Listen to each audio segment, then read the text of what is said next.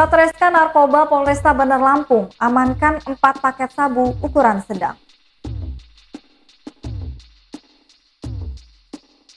Tim opsional Satreskrim Narkoba Polresta Bandar Lampung berhasil menangkap 1 orang diduga pengedar narkoba jenis sabu.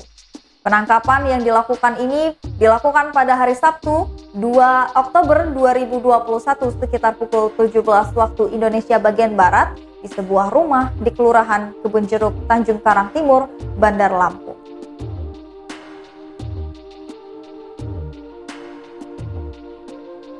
Kasat Reskrim Narkoba Polresta, Kompol Zainul Fahri menjelaskan identitas tersangka pengedar narkoba bernama Bayu Rahmadan, 29 tahun.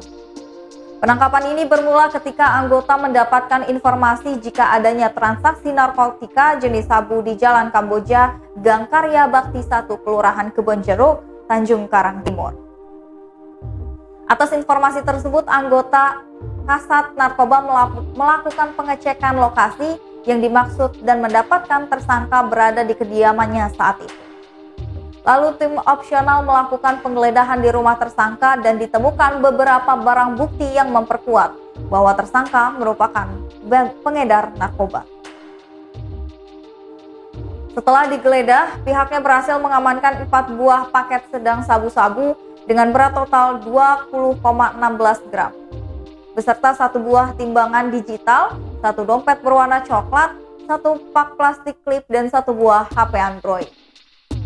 Tersangka dan barang bukti yang berhasil ditemukan kemudian dibawa ke Satreskrim Narkoba Polresta guna pemeriksaan lebih lanjut. Kepada petugas, tersangka mengaku sudah menjual barang haram tersebut sebanyak 3 kali.